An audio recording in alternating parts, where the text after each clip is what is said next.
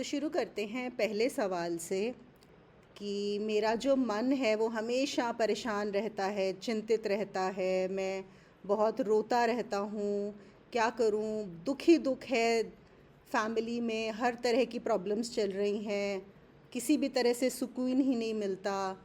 तो ऑब्वियसली यहाँ पर अगर हम आध्यात्मिक दृष्टि से देखें तो उनको जैसा मन का सुकून चाहिए, उनको ये चाहिए कि जो भी उनकी दिक्कत आ रही हैं, जो प्रॉब्लम्स आ रही हैं, चाहे वो उनकी सेहत को लेके आ रही हैं, चाहे रिश्तों को लेके आ रही हैं, चाहे घर में नौकरी में जो भी है, बस वो ठीक हो जाए।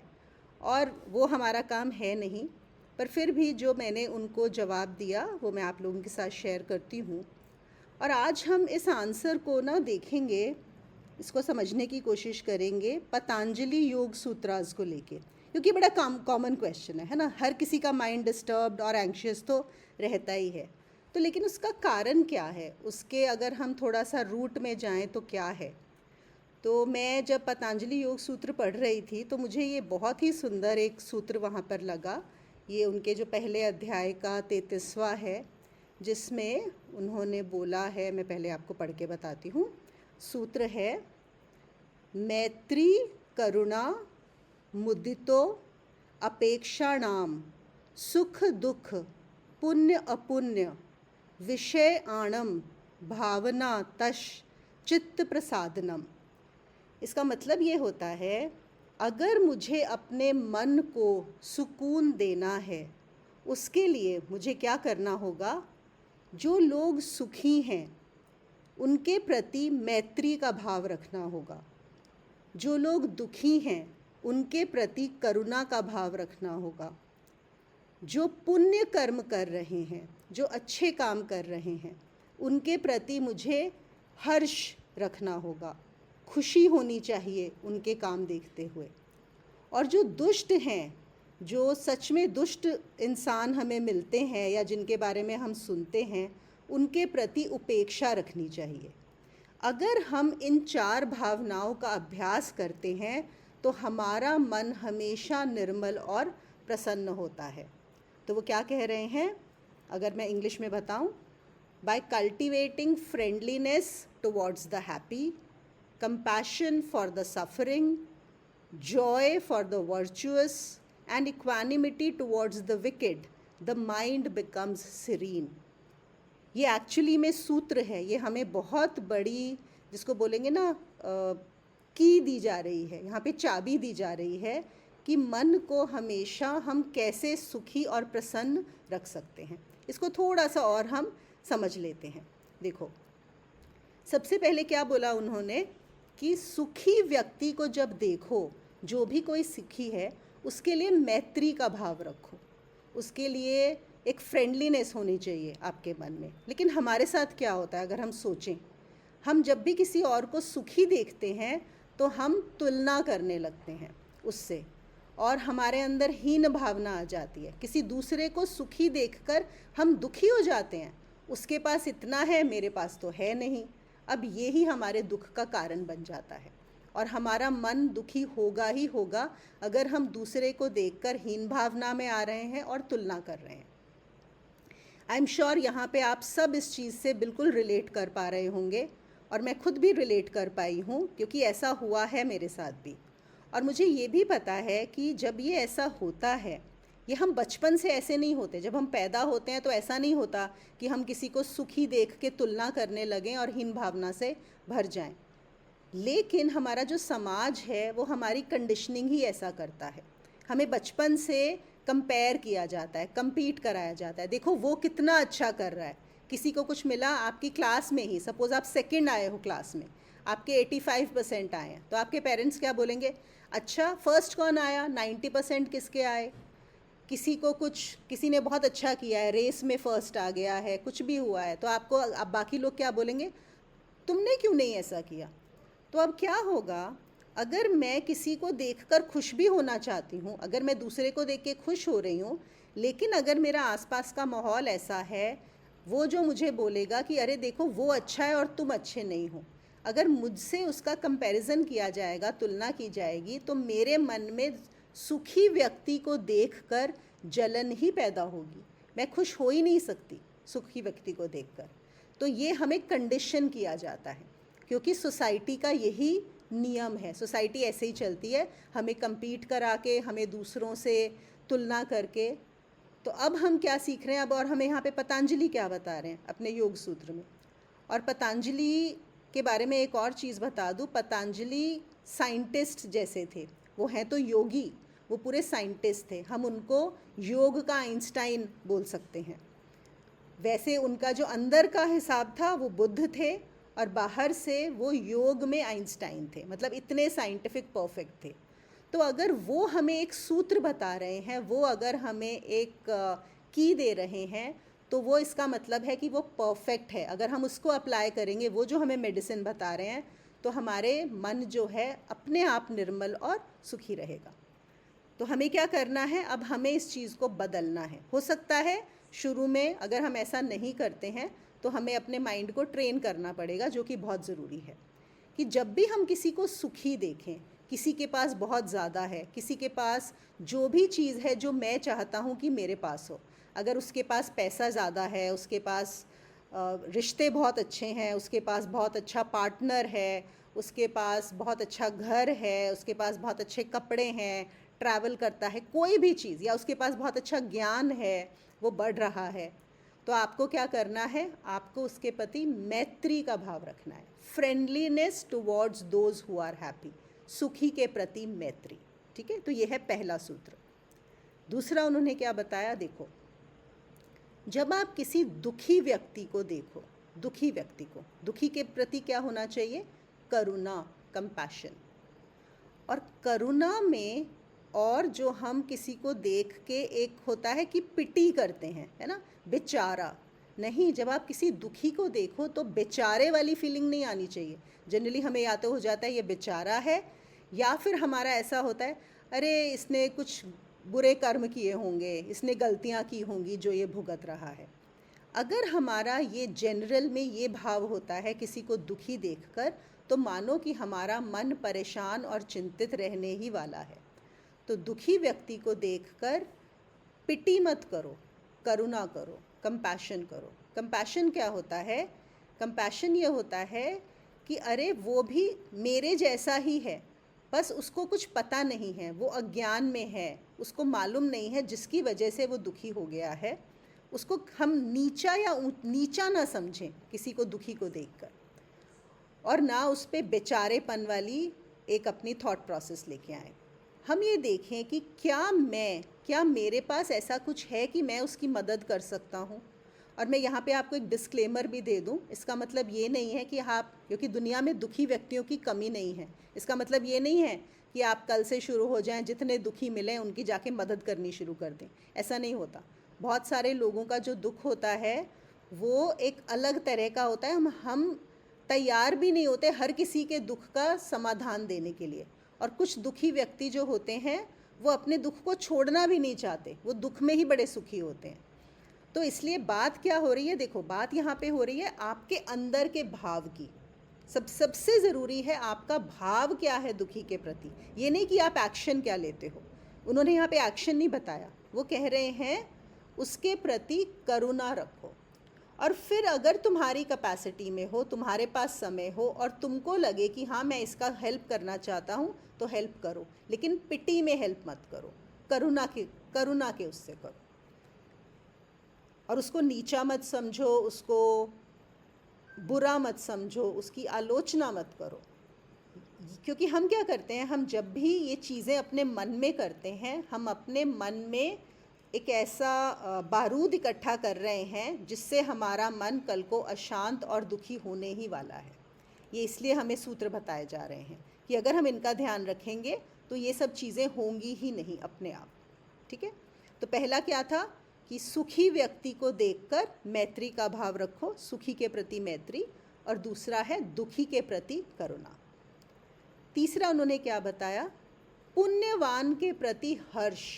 मतलब अगर हम किसी को देखते हैं, कोई सफल व्यक्ति है, कोई बहुत अच्छे काम कर रहा है, तो हमारा क्या होता है कि हम वहाँ पर भी ईर्ष्या करने लगते हैं।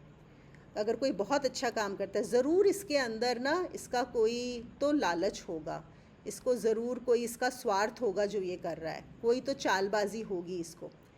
हम किसी को अच्छा काम करते हुए देखते भी हमें कहीं ना कहीं वही हीन भावना आती है और हम एक अच्छी नज़र से नहीं देखते। हमें वहाँ पर भी ये लगता है कि ज़रूर कुछ इसका होगा। और आप देखो, जब भी कोई बहुत जिसने अच्छा काम किया होता है, जब उसके बारे में कोई न्यूज़ आती है या पता लगता है, अगर किसी ने अफवाह भी उड़ा दी कि वो तो ऐसा अच्छा नहीं है, हमारा मन बहुत जल्दी उस चीज़ को बिलीव कर लेता है। क्यों बिलीव कर लेता है कि अच्छा हाँ, हमें तो लगता ही था, कोई इतना अच्छा कैसे हो सकता है, ज़रूर कुछ इसमें गड़बड़ी थी। तो अब हमारा माइंड, क्योंकि हमारी कंडीशनिंग ऐसी है, हम हमेशा कंपैरिजन कर रहे हैं। और अगर क्या होता है, कोई बहुत अच्छा कर रहा है और मैं नहीं कर सकता, वहाँ पर भी मैं अपनी तुलना करता हूँ दूसरे से, तो मुझे फिर से वो ईर्ष्या होती है। तो जब भी आप किसी को देखो अच्छा काम करते हुए, तो आपके अंदर क्या होना चाहिए, हर्ष, खुशी, कि देखो कोई दूसरा कितना अच्छा काम कर रहा है, आपको खुश होना है उसके लिए, दुखी नहीं होना है। और लास्ट उन्होंने क्या बताया, अगर दुष्ट को देखो, अगर नकारात्मक व्यक्ति को देखो और सुनो किसी के भी बारे में।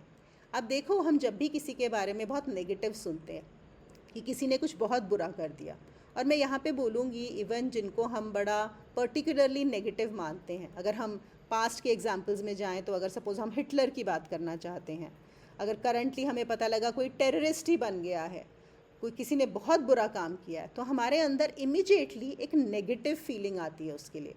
क्रोध की भावना आती है, द्वेष की भावना आती है, बदले की भावना आती है, अगर हम सुनते हैं किसी ने किसी और का बुरा किया। ये बहुत इम्पॉर्टेंट है, ये वाला जो सूत्र है यहाँ पर। तो पतंजलि हमें बताते हैं कि दुष्ट के प्रति उपेक्षा, उपेक्षा का मतलब है कि बस एकदम आपको उस पर ध्यान देना ही नहीं है बिल्कुल भी। इसको है कि न क्रोध न द्वेष, बस एक नॉर्मल न्यूट्रल आपका, कि आपको ना उस पर क्रोध है, ना सहानुभूति है, ना हर्ष है, कुछ भी नहीं है, नो रिएक्शन, वो ऐसा है, बस है। आपको क्यों अपने माइंड में उसके बारे में नेगेटिव या कुछ भी सोचना है, तो ये नहीं करना। तो अगर ये चारों चीज़ों को हम फोकस करेंगे तो हम पाएंगे कि हमारा मन शांत रहता है। और अब अगर हम इस सवाल पर जाएं जो ये था कि मेरा मन बहुत परेशान और चिंतित है, मैं बहुत रोता रहता हूँ, तो आप देखो कहीं ना कहीं हमारा पास्ट में हमने ये सब चीज़ें नहीं की होंगी, या हमने क्या किया होगा, हमने दूसरों को देखकर, सुखी को देख के हमें ईर्ष्या हुई होगी, या हमने आलोचना की होगी, या हमें क्रोध और द्वेष आया होगा। तो ये हमारे अंदर अगर गार्बेज भरा हुआ है हमारे मन के अंदर, तो जब भी हमारे साथ कोई भी घटना घटेगी तो हमें दुखी होना ही होना है उसको देख के। तो ये हमें सूत्र दिए हैं पतंजलि के। और इसका एक दो आप लोग क्वेश्चन अगर चाहो तो लिख भी सकते हो, आप अपना खुद रिफ्लेक्ट कर सकते हो कि क्या मैं, कौन है ऐसे लोग जिनकी सफलता को देख के जब वो सक्सेसफुल होते हैं तो मैं अनकंफर्टेबल हो जाता हूँ, किसके प्रति मेरे मन में ईर्ष्या आती है, किसके प्रति मेरे मन में द्वेष आता है, किसके प्रति मेरे मन में एक गलत भाव आता है। और जब एक बार आपको क्लियर हो जाए, आप ये लिख सकते हैं कि ये लोग हैं जिनके प्रति मेरे मन में आता है, फिर आपको क्या करना है, आपको जो यहाँ पर पतंजलि बता रहे हैं उस चीज़ पे काम करना है। अगर कोई बहुत सुखी है, आपको लगता है कि आप उसके प्रति द्वेष करते हैं, तो आप उसको क्या करें, मैं उसके लिए मित्र भाव, bring an emotion of friendliness towards that person. अगर कोई दुखी है, उसके लिए अपने माइंड में कंपैशन लेके आइए, उसको फील करके कंपैशन फील करिए, क्योंकि ये क्या है, ये हमारे माइंड में ही हो रहा है, ये हमारे माइंड ने ही क्रिएट किया हुआ है। तो we rewrite, we replace those old thoughts and feelings with this new thoughts and feelings. अगर कोई बहुत सक्सेसफुल है तो बहुत खुश हो, उसके लिए दिल से खुश हो कि हाँ वो कितना आनंद है, वो कितना अच्छा काम कर रहा है, उसकी सफलता में आनंद लो। और अगर कोई भी दुष्ट है तो उसको, आपका मन विचलित नहीं होना चाहिए, यहाँ पर किसी दुष्ट को देख के भी न्यूट्रलिटी का जो आपका इमोशन है वो रहना चाहिए। और फिर रोज़ की ज़िंदगी में भी आप ये ध्यान दे सकते हैं कि जब भी कोई इस तरह की स्थिति आए किसी इंसान के प्रति, आप देखो हमें इमिजिएटली पता लग जाता है कि ये इमोशन आ रहा है मेरे अंदर, तो अपने आप को पूछो कि एक्चुअली में ये इमोशन आ रहा है मेरा, लेकिन होना क्या चाहिए, what is the right emotion that I should have over here. Should it be of friendliness? Should it be compassion? Should it be neutrality? Should it be happiness, joy? What is it that I should have? So this was question number 1. I have given a very long answer, but then it answers it for good. अगर हम इस चीज़ के ऊपर काम करेंगे तो ये सवाल आना ही बंद हो जाएगा. अब मैं चलती हूँ दूसरे सवाल पर कि कैसे पता करें कि कोई गुरु वास्तविक है या नहीं है. How to know if a guru is genuine और नॉट. ये मैं पहले भी बहुत बार आंसर कर चुकी हूँ, फिर भी करना चाहती हूँ क्योंकि नए लोग जुड़े हैं. देखो, हम सिर्फ जो सुपीरियर है, जो ज़्यादा है, जो ऊपर है, जिसको ज़्यादा पता है, वो ही उसके नीचे वाले को जज कर सकता है. जैसे फॉर एग्ज़ाम्पल, अगर कोई बच्चा 10th क्लास में पढ़ रहा है तो वो 6th या 7th क्लास वाले को पढ़ा सकता है या जान सकता है कि वो क्या कर रहा है और उसने क्या किया है. लेकिन एक छोटी क्लास का बच्चा, एक 2nd क्लास का बच्चा कि 10th क्लास बच्चा वाला क्या कर रहा है उसको नहीं जान सकता. वो इंटेलिजेंट है नहीं है वो नहीं जान सकता. यहाँ पर भी जब भी देखो, अगर आपने किसी को भी अगर गुरु रूप में देखा है, मैं ये नहीं बोल रही आपके गुरु, अगर आपको लगता है कि कोई भी किसी कैटेगरी में ऐसा है जो गुरु में आ सकता है, इसका मतलब है कि उसमें कुछ तो गुण हैं जो आपसे ज़्यादा हैं. उसको कुछ तो आता है जो आपसे बहुत ज़्यादा है. और अगर उसको आपसे ज़्यादा आता है तो आप उसको नहीं जान सकते. और जो जेन्युइन का सवाल है वो भी हम कभी नहीं जान सकते कि दूसरा गुरु जो है सामने वाला वो जेन्युइन है कि नहीं. तो हमें यहाँ पे क्या करना होता है, हमें ट्रस्ट लेके एक विश्वास तो करना ही पड़ता है. और विश्वास तो हम हर किसी पे करते हैं. हम जब एक गाड़ी में बैठते हैं, ट्रेन में बैठते हैं, एयरप्लेन में बैठते हैं, तो हम पायलट पे भी विश्वास करते हैं ना, ड्राइवर पे भी विश्वास करते हैं कि ये हमें ठीक ही चलाएगा. तो बिल्कुल ऐसे ही अगर हम किसी को फॉलो करते हैं तो शुरुआत हमेशा ट्रस्ट से होनी चाहिए. आपको ट्रस्ट रहना चाहिए. और आपके लिए ये होना चाहिए कि अगर उसके कहने से, वो जो बता रहा है या वो जो कह रहा है, क्या वो चीज़ मुझे हेल्प कर रही है, क्या मेरी बुद्धि उससे मेरी क्लैरिटी आ रही है, क्या मेरी एनर्जी रेज हो रही है या मेरी प्रगति हो रही है या मुझे अपने आप में बेटर हो रहा है या नहीं हो रहा. बस हम सिर्फ इतना ही देख सकते हैं. हम सिर्फ खुद में ही हमारे अंदर क्या हो रहा है उतना ही जान सकते हैं. हो सकता है हमें कुछ ऐसे अनुभव हो जाएं जो हमें पहले कभी नहीं हुए. हो सकता है हमारे माइंड में एक क्लैरिटी आ जाए जो पहले कभी नहीं आई.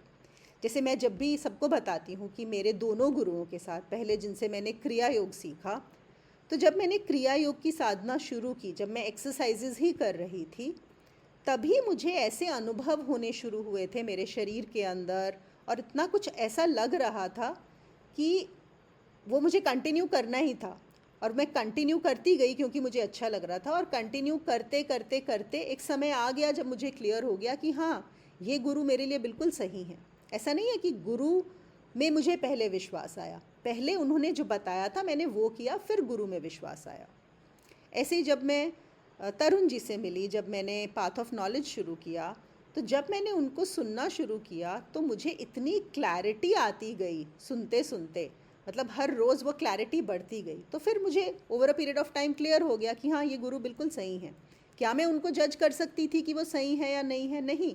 मेरी इतनी बुद्धि, मेरा इतना है ही नहीं कि मैं गुरु को अपने को जज करूं कि वो जेन्युइन है. तो मुझे अपने आप ही अपनी प्रगति को देखकर ही मैं सिर्फ अपनी प्रगति जज कर सकती हूँ. सिर्फ वो जान सकती हूँ कि वो हो रही है कि नहीं.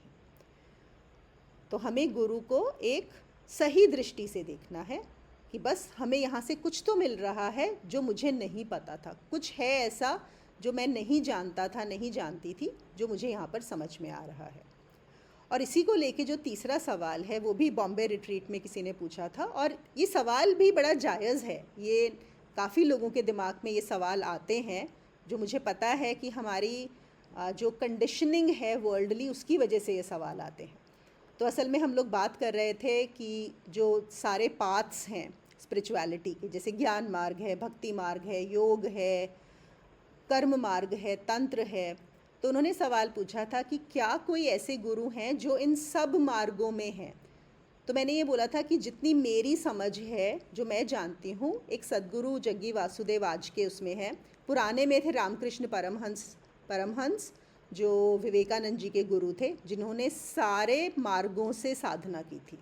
और उन्होंने तो वो उन मार्गों से ही नहीं, उन्होंने हम सबको पता है वो काली के भक्त थे, तो भक्ति मार्ग के थे।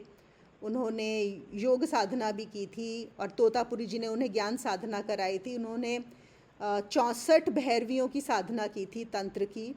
और फिर उन्होंने तो मुस्लिम साधना भी की थी, क्राइस्ट की साधना भी की थी, उन्होंने रामलला की साधना भी की थी, और उन्होंने कृष्ण की साधना भी की थी। तो ये सब उन्होंने किया था। इसके अलावा भी शायद कुछ और किया होगा।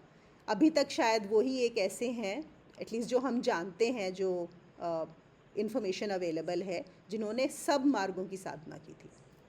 और अभी करंट उसमें, क्योंकि सद्गुरु जग्गी वासुदेव आप जो भी सुनते होंगे, आप सबको पता ही है, वो भी ज्ञान की बात करते हैं, वेदांत की बात करते हैं। ईशा क्रिया है जो योग की बात हो रही है।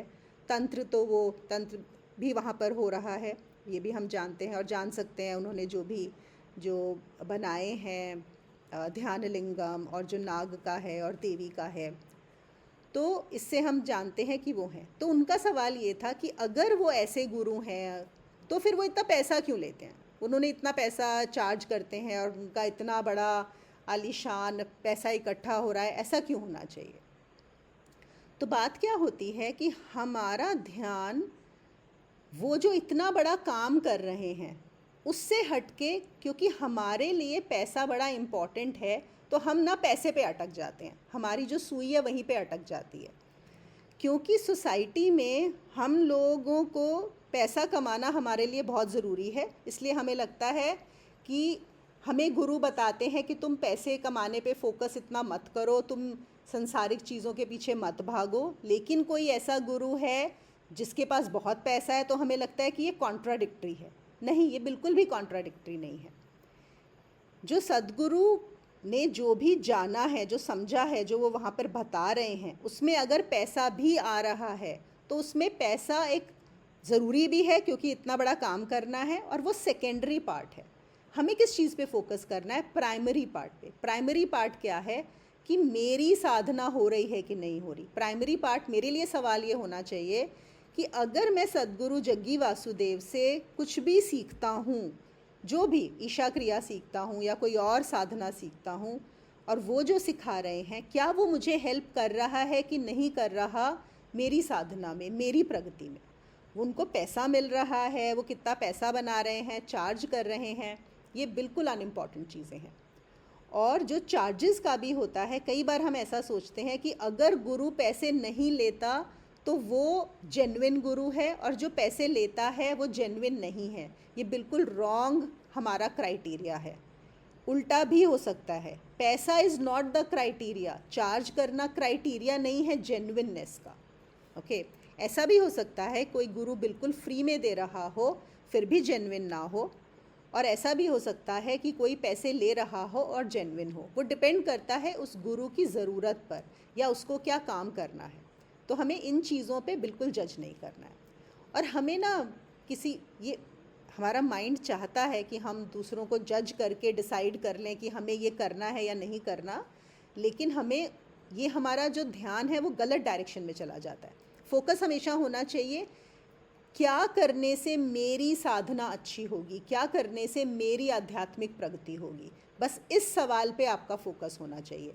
दूसरे क्या करते हैं, क्यों करते हैं, पैसा कमा रहे हैं, नहीं कमा रहे हैं, अननेसेसरी चीज़ों में हमें अपने माइंड को लेकर जाना ही नहीं है, बिल्कुल भी। एक और मैं यहाँ पे ऐड करना चाहती हूँ चीज़, पैसे की बात नहीं है। एक और क्या होता है, जब हम किसी गुरु के पास जाते हैं ना, तो ज़्यादातर लोग एक गुरु को दे ट्रीट मोर लाइक कि अब हम इनको अपना सारा ना दुखड़ा सुना दें, मतलब more like a counsellor, psychologist. चलो मैं तो साइकोलॉजिस्ट हूँ भी, लेकिन मैं सबको बताती हूँ कि साइकोलॉजिस्ट का काम भी सिर्फ स्पेसिफिक कुछ केसेस के लिए। इसका मतलब ये नहीं है कि जो भी कोई आए वो अपना दुखड़ा सुनाने बैठ जाए।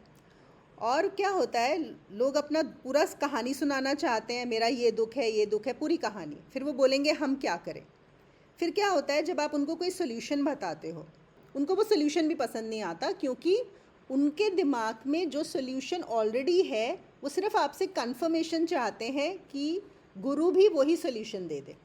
और जैसे ही आप उनको सोल्यूशन बताओ, वो सोल्यूशन को छोड़ के ना फिर से अपनी कहानी बताना शुरू कर देते हैं कि उनको लगता है कि शायद गुरु ने समझा नहीं कि हम क्या बता रहे हैं। ये चीज़ जो होती है ना, ये करनी, इससे बहुत टाइम वेस्ट होता है, और स्पेशली गुरु का तो बहुत ज़्यादा टाइम वेस्ट होता है। और आपको ना अपनी पूरी की पूरी कहानी सुनाने की ज़रूरत भी नहीं होती है, आपकी एक दो लाइन से बात समझ में आ जाती है। अगर वो गुरु है, अगर वो किसी लेवल पे है, तो उसको पूरी कहानी बताने में आप सिर्फ समय बर्बाद कर रहे हो। हाँ, आपको एक तसल्ली मिलती है कि मैंने अपनी पूरी कहानी बता दी, लेकिन ऐसा नहीं करना चाहिए। आप बिल्कुल शॉर्ट में एक दो बता दो। अगर आपसे कुछ और जानना होगा तो अपने आप पूछेंगे कि हाँ आप और बताइए मुझे, फिर वो समझेंगे। और अगर आपको उनसे सजेशन लेना है, अगर आपको उनसे सोल्यूशन लेना है, तो वो जो एक बार में बता दें या तो आप सुन लो, लेकिन अगर आपको करना भी नहीं है सोल्यूशन सुन के, करनी भी अपनी ही बात है जो आप ही के दिमाग में है, तो आप क्यों टाइम वेस्ट कर रहे हो? फिर मत करो। ये सबके लिए मैं इसलिए बता रही हूँ, ये ज़रूरी होता है हम जब भी जाते हैं, किसी के पास भी जाएं, कि या तो अगर हम उनसे सोल्यूशन मांग रहे हैं तो फिर हमें ओपननेस भी होनी चाहिए कि हाँ वो जो सोल्यूशन बताएंगे मैं उसको फॉलो करूँ, ना कि अपनी कहानी वापस से बताना शुरू कर दूँ। फोर्थ क्वेश्चन जो था, बड़ा बहुत अनकॉमनली ऐसा होता है कि इस तरह के कभी कभी कोई केस ऐसा आ जाता है। इनका मेरे पास 4 महीने पहले फ़ोन आया था कि मेरा ब्रेकअप हुआ है। ओके, 4 महीने पहले ब्रेकअप हुआ था। और वो जैसे मुझे जो लड़का है जो ट्रीट करता है वो मुझे अच्छा नहीं लगता, और मैं क्या करूं। उसके बाद पूरी बात हुई, बहुत लंबी 1-1.5 घंटा कॉन्वर्सेशन चली। ये क्लियर हो गया कि हाँ वो जो भी कर रहा है, चाहे वो अच्छी चीज़ें करता है, लेकिन कुछ उसके नेगेटिव बिहेवियर्स ऐसे हैं कि इस रिलेशनशिप को कंटिन्यू नहीं किया जा सकता, तो ख़त्म कर देना चाहिए। ओके, वो बात ख़त्म हो गई। अभी कुछ दिन पहले मेरे पास फिर से फ़ोन आया। अब क्या हुआ, बीच में 3 महीने कोई बात नहीं हुई, फिर क्या हुआ, नहीं हमने फिर से मेकअप कर लिया था। ब्रेकअप तो किया था क्योंकि मुझे ना अच्छा नहीं लग रहा था जब वो पहले तो ब्रेकअप किया, लेकिन फिर 1 हफ्ते बाद ही बहुत ज़्यादा उसको मिस करना शुरू कर दिया। फिर लगा नहीं नहीं मुझे तो चाहिए, मैं रह ही नहीं सकती उसके बिना, तो फिर वापस शुरू कर दिया, फिर वापस शुरू हुआ। इस बार फिर अभी क्यों फ़ोन किया, तो रोते रोते फ़ोन आया था कि नहीं इस बार तो उसने मुझे ऐसी ऐसी चीज़ें बोली, ये कहा कि मैं सह ही नहीं सकती। अब ये मैं आप लोगों के साथ इसलिए शेयर कर रही हूँ कि आई एम श्योर हमारे भी आसपास ऐसे लोग होंगे जो इस तरह के साइकिल में फंसते हैं। और ये होता ही है कि जब भी हम एक रिलेशनशिप में होते हैं ना, और स्पेशली इस तरह के रिलेशनशिप में हो जहाँ पर कुछ चीज़ें स्ट्रांगली नेगेटिव होती हैं विद अनदर पर्सन, या तो ये है कि हमने पूरा उसको एक्सेप्ट कर लिया, लेकिन अगर हम नहीं कर सकते उन चीज़ों को एक्सेप्ट, लेकिन हम ब्रेकअप भी नहीं कर सकते। क्यों? जब हम उसके साथ होते हैं तब हम परेशान होते हैं कि इसको ऐसा नहीं करना चाहिए, तो that time I feel no no no I need to breakup, मुझे इससे अलग होना है। लेकिन अलग होते ही क्या होता है, 3-4 दिन के बाद वो जो नेगेटिव चीज़ें होती हैं वो नीचे चली जाती हैं, और फिर याद आता है अरे लेकिन उसने मेरे साथ तो ऐसा भी किया था, वो कितना अच्छा था, हम वहाँ घूमने गए थे, कितना मज़ा आया था। तो यू स्टार्ट मिसिंग, तो अगेन वापस जाते हो। तो ये साइकिल जो है चलता ही रहता है, चलता ही रहता है।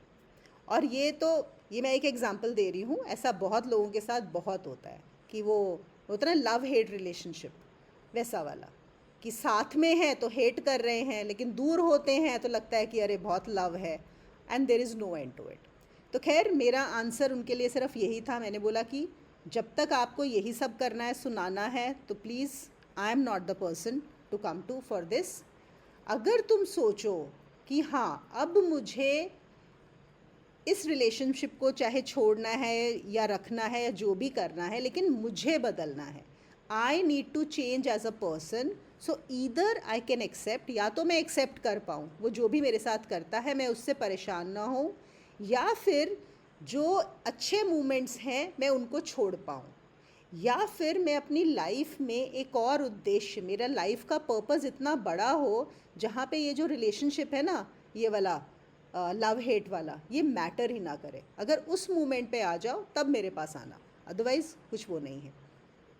मेरा एक सजेशन रहेगा आप सबके लिए कि रिलेशनशिप को हमेशा नंबर 2 पे रखो। आई नो शायद सबको ये बात अच्छी नहीं लगेगी, क्योंकि हम लोग हमेशा ना रिलेशनशिप को नंबर 1 पे रखना चाहते हैं। रिलेशनशिप को मतलब फर्स्ट नहीं होना चाहिए। आपकी जो फर्स्ट प्रायोरिटी है लाइफ में, उसमें आपका कोई पर्पस होना चाहिए लाइफ का, जो आप करना चाहते हो। आप क्या करने आए हो? आप सिर्फ यहाँ पे रिलेशनशिप बनाने नहीं आए हो। आप सिर्फ, क्या हुआ है, बहुत सारी मूवीज़ देख के, वो रोमांटिक गाने सुन के आसपास का, और ऑब्वियसली हॉर्मोन्स तो प्ले करते ही हैं। हम इतने ज़्यादा रिलेशनशिप में फंसते हैं, और आजकल तो बहुत ज़्यादा, और टिक भी नहीं पाते, कमिट भी नहीं कर पाते हैं। बहुत ज़्यादा कॉमन हो गया है, क्योंकि हम उसको बहुत ज़्यादा ही इम्पोर्टेंस दे रहे हैं। प्लीज़ बॉलीवुड हॉलीवुड से इतने ज़्यादा आप इंस्पायर मत हो, और ये गाने वाने सुन सुन के जो दिमाग में एक आइडिया हो जाता है ना, रोमांटिक कॉन्सेप्ट्स, ये बिल्कुल रियलिटी से बहुत परे हैं। सबसे पहले अगर आपकी लाइफ में कोई पर्पस होगा, कोई गोल होगा, आप उसके लिए काम करो। और अगर आप अपने आप को इतना रेज़ कर लोगे, आप अपने आप को इतना अच्छा बनाओगे, उस पर्पस में काम करोगे, तो आप नेचुरली आप सही लोगों को अपनी तरफ अट्रैक्ट भी करोगे, आप अच्छे होगे। और फिर रिलेशनशिप होगा तो इसलिए होगा कि आप खुश हो, आप किसी के साथ कुछ शेयर करना चाहते हो। फिर आप इन तरह के ना फालतू के आज ब्रेकअप हो रहा है, कल मेकअप हो रहा है, इन चक्करों में नहीं पड़ोगे। तो ये मेरा सजेशन है। 5th क्वेश्चन था, ये भी हमारी मुंबई की रिट्रीट में किसी ने पूछा था, और बहुत अच्छा सवाल था कि if spirituality is about living in the moment, then why are you talking about sadhana which will be fruitful in the future? Isn't it contradictory? तो असल में जो मैं बात कर रही थी वो ये कर रही थी कि हमें साधना करके अपनी जो ऊर्जा है उसको नीचे के चक्र से ऊपर के चक्र में लानी होती है। जब हम वो कर पाते हैं तभी हम चीज़ों को समझ पाते हैं, और वो ऑब्वियसली फ्यूचर में होगा। हम अभी से साधना करेंगे तो साधना के लिए भी समय चाहिए, और वो फ्यूचर में होगा। उन्होंने बोला लेकिन spirituality talks about living in the moment, then why are you talking about the future? बहुत अच्छा सवाल था। तो बात ये है कि अगर मैं आज लिविंग इन द मोमेंट कर सकता हूँ, मुझे अपने लिए देखना है फिर से, ये किसके लिए है ये चीज़, कि फ्यूचर में आएगा किसके लिए है। अगर मैं अभी लिव इन द मोमेंट कर सकता हूँ तो मेरे लिए ये सवाल है ही नहीं, मेरे लिए ये रिट्रीट है ही नहीं, मेरे लिए कोई चक्र साधना नहीं है, मेरे लिए कोई भी साधना नहीं है। अगर मैं लिव इन द मोमेंट हूँ, बात ही ख़त्म हो गई, बात ही समाप्त है। ये बात किसके लिए हो रही है? ये बात उनके लिए हो रही है जो लिव इन द मोमेंट नहीं कर सकते। We do not even know what is living in the moment, because we are living through our mind, and the mind is always busy either with the past or with the future. The mind cannot stay in the present. Please remember that. अगर हम इस moment एक second के लिए भी रुक जाएं, हमारा माइंड रुक ही नहीं सकता, क्योंकि माइंड का नेचर ही नहीं है। जैसे हवा है, अब हवा का क्या काम है? हमेशा बह रही है ना, हवा फ्लो कर रही है। अगर हम सोचें मैं अभी इसी समय हवा को रोक दूं, नहीं रोक सकते। पानी बह रहा है, उसको मैं रोक दूं, कितनी देर रोकोगे? हार्डली अ सेकेंड और 2, उसका काम है बहना। ऐसे ही माइंड को रोका जा ही नहीं सकता। तो जब भी हम माइंड से बात करते हैं, क्यों? क्योंकि हम अभी माइंड के लेवल पे ही हैं। तो माइंड के लेवल पे फ्यूचर की ही बात होगी, माइंड के लेवल पर साधना की ही बात होगी। माइंड के लेवल पे मुझे अपनी एनर्जी पहले नीचे से रेज करके नीचे के चक्रास से ऊपर के चक्रास पे लेकर जानी होगी। और जब वो एनर्जी रेज हो जाएगी, जब वो वहाँ पर पहुँच जाएगी, तो अपने आप क्या होगा, वो जो माइंड है, आप उस माइंड को ट्रांसेंड कर जाओगे। देखो माइंड कभी रुकता नहीं है। माइंड, हम एक लैंग्वेज में बोल देते हैं that the mind rests. The mind does not rest, the mind keeps on flowing. You transcend the mind. It's like एक नदी बह रही है, आप नदी को नहीं कर रहे, आपने नदी के ऊपर पुल बना दिया, नदी के ऊपर ब्रिज बना दिया। नदी नीचे बहे जा रही है, लेकिन अब आपको नदी से कुछ फ़र्क नहीं पड़ता, क्योंकि आप नदी के ऊपर जाके भी उस ब्रिज पे खड़े हो सकते हो। बिल्कुल ऐसा ही साधना में होता है कि हमारी ऊर्जा जब इतनी ऊपर बढ़ जाती है तो हम उस मन को, उस चित्त के पार चले जाते हैं। हम ये जान पाते हैं कि मैं ये मन हूँ ही नहीं, मैं इस मन के पार हूँ, जो आज नहीं हो सकता, क्योंकि आज तो मैं फेविकोल से भी ज़्यादा स्ट्रॉन्गर जोड़ से इस मन से चिपका हुआ हूँ। बिल्कुल फेविकोल का जोड़ इतना स्ट्रॉन्ग नहीं होगा जितना मेरा जोड़ इस मन के साथ है। तो मैं अपने आप को मन से अलग मान ही नहीं सकता। वो कैसे कम होगा? वो सिर्फ साधना से होगा। इसलिए हमें फ्यूचर की ही बात करनी पड़ेगी।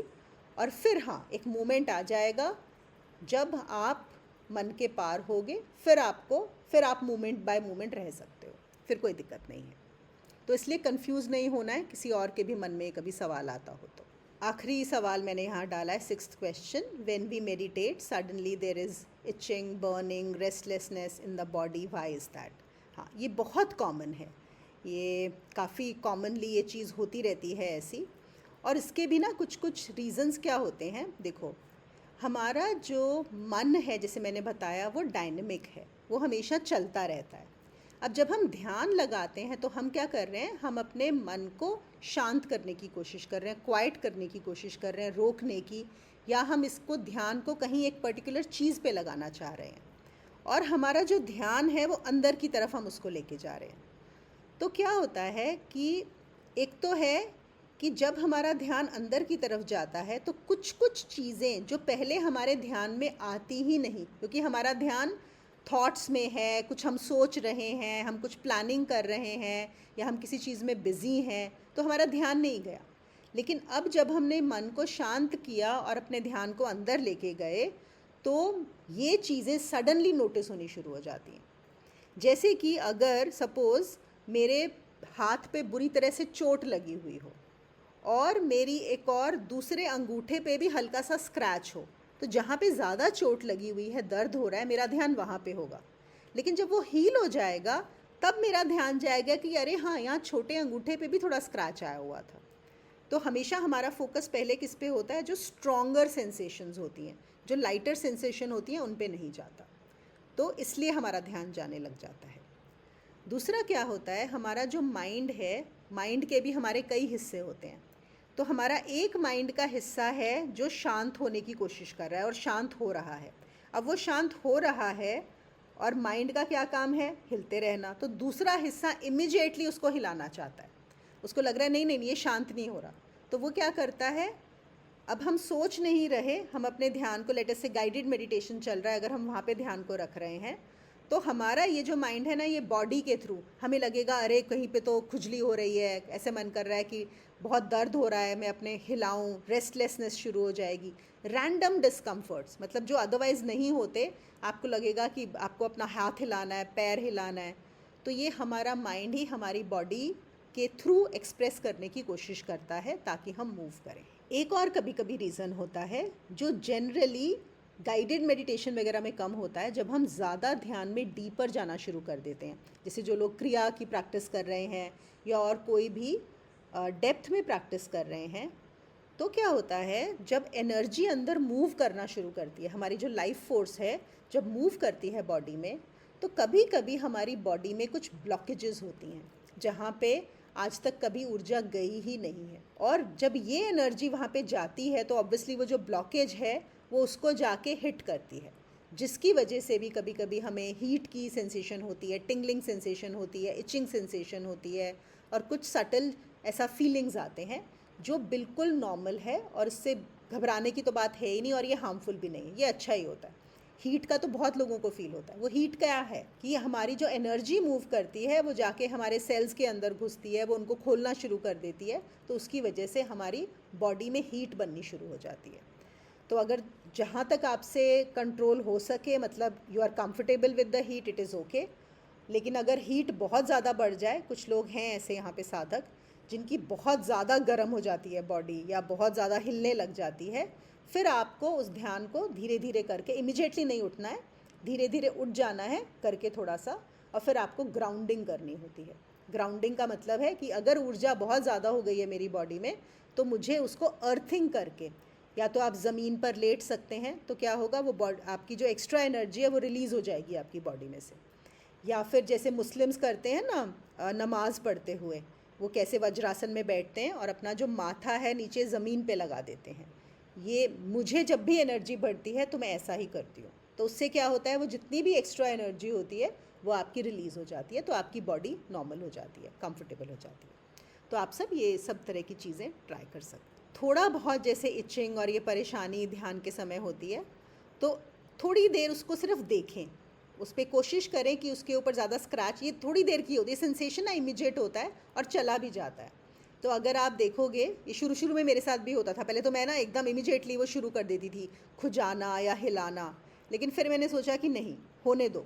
कभी कभी तो ऐसा हुआ जैसे मच्छर ने काट लिया, आप ध्यान कर रहे हो कोई मच्छर काट गया, ये तो बाहर का वो है, तो बस आप बैठे रहो थोड़ी देर, बहुत बुरी तरह स्क्रैचिंग का मन करेगा, लेकिन उसके बाद शांत हो जाता है, फिर बहुत अच्छा लगता है कि हाँ you are able to overcome that. तो उससे हमारा थोड़ा सा आइडेंटिफिकेशन हट जाता है। लेकिन अगर बहुत ज़्यादा कभी हो जाए, कुछ भी इचिंग हो रही है या दर्द हो रहा है, देन ऐसे कि हल्का सा आप उसको शिफ्ट कर लो, थोड़ा स्क्रैच कर लो, हल्का सा पैर को हिला लो, क्योंकि नहीं तो आप ध्यान कर ही नहीं पाओगे। अगर 2-3 मिनट से भी ज़्यादा आपको लगे कि अब नहीं आपसे सहा जा रहा, then better to move instead of staying in that same position. So these are very normal things. It is good. They all happen when we do meditations.